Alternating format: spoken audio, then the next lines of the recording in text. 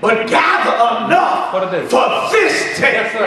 If you did try to save up for the next day, it would breed worms and stink, because God didn't want you dependent on your gathering efforts to have for tomorrow. He was teaching his people a long time ago a daily dependence upon him for their substance. Yes, many of us have lost that. We stack up money in the bank like the Lord coming back for the bank.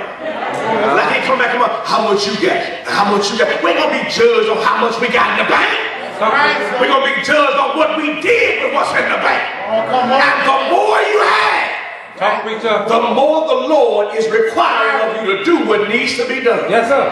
If you're one and you have been blessed financially, you got $50,000 left in the bank, I'm laying up for my latter years, you're going to be like that wise, like the foolish man. Yes. He was an unwise man. Oh, he was. He was in Luke chapter 12, who when his barns got too small for his harvest, he decided not to help the poor.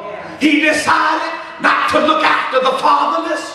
He decided not to give some to the widows. He decided, since my little bitty barns are too small for my coming inheritance, let me tear down these small barns and build me some bigger barns. Yes, sir. And I'm going to say to my soul, let us take thine eat, drink, and be merry. So that's what some of us, and the Bible shows us that when you have that kind of mindset, it is a covetous mindset. Amen. God does not intend for us to think only about ourselves. Yes, sir. If the Lord is your provider, I have the spiritual assurance that my provision will never run out. Do you believe that? Yes, sir. If you believe that, then help somebody. Amen. And help. Next time you see somebody in need, don't just drag them to the church and say, well, y'all need to help them. You got several $1,000s sitting up in your bank account. When you run across somebody who has need, write a check yourself.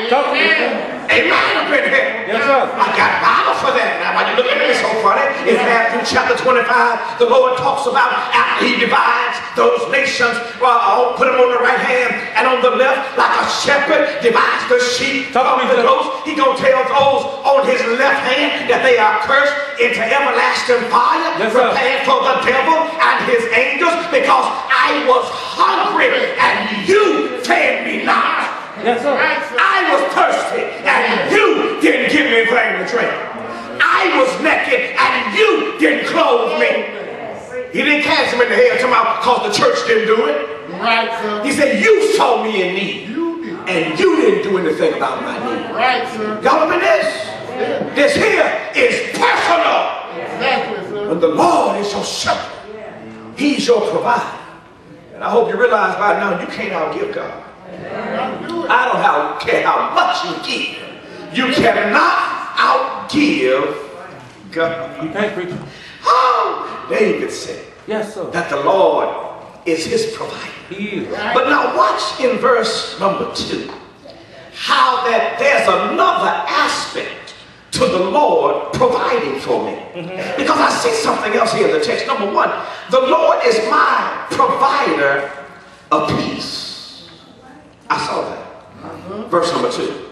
He maketh me to lie down in green pastures. Making me lie. Y'all hear that peace? Yes, sir. Yeah. See, the eastern shepherd would always make his flock lie down in the noontime in pastures of greenness. Yes, sir. Tender grass. Because as the flock would be on the move from pasture to pasture looking for water, there was always the fear of over driving the sheep. Yes, so the picture here is that the shepherd cares so much about the sheep that he would make them to lie down and take their rest in green pastures, flowing meadows, full of calm brooks or ponds where they had plenty of nourishment, shade, and it was tranquil for the sheep. The blessings that they had came because the shepherd knew that every now and then my sheep need to lie down and rest. Yes. Jesus understands that. Yes, sir. Because in Matthew chapter 11, beginning in verse number 28, he says, come unto me, all ye that labor and are heavy laden, I will give you rest. Jesus is my provider of peace. Yes, sir. He told his disciples before he left in John 14, my peace I give unto you. It's my peace I'm leaving with you. Let your heart not be weary, neither let it be afraid. The Lord is my provider of peace. Well, and he does that because of my position in him. The Bible also says he makes me to lie down in green pastures, but then he leads me beside the still waters. Look at my position. As long as I'm with the shepherd, I'm lying down in green pastures. I'm in a comfortable, content position. I'm completely satisfied with my position. Because anytime I can lie down and have the assurance that the shepherd is watching over me, that's sweet peace. Not only am I content with it, but I'm content with it in the sense that I don't get stirred up, agitated, or full of anxiety over what might happen. In the shepherd, I know how to enjoy my peace. That's going to bless somebody this morning. Because somebody in here don't know how to enjoy their peace. There are some of us at this very moment that God has granted some peace, and we can't enjoy the peace because we sitting up worried about what's going to happen.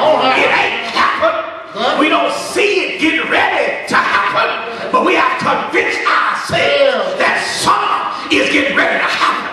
And I got to sit here and be uneasy about what's going to happen rather than enjoying the peace that God is giving you right now. As children of God, we've got to learn to be content with what God is doing with us right now. The Bible tells us in Philippians chapter 4 and verse 11, Paul says, not that I speak in respect of want, for I have learned that in whatsoever state I am, therewith to be content. Not only am I content because of my position lying down in green pastures, but look at my progress. I'm led beside still waters. I've made progress because of the shepherd. It's because of him. I've gone from the raging waters of sin and confusion to a peaceful, tranquil stream of life. I'm a lot calmer than I used to be. I'm a lot wiser than I used to be. My temper is not as bad as it used to be because my shepherd knows how to lead me beside still waters. When you make progress in life, my brothers and sisters, it literally means that you're growing in the grace and in the knowledge of the Lord. And the more you grow, the more you'll be at peace with God, yourself, and your fellow man.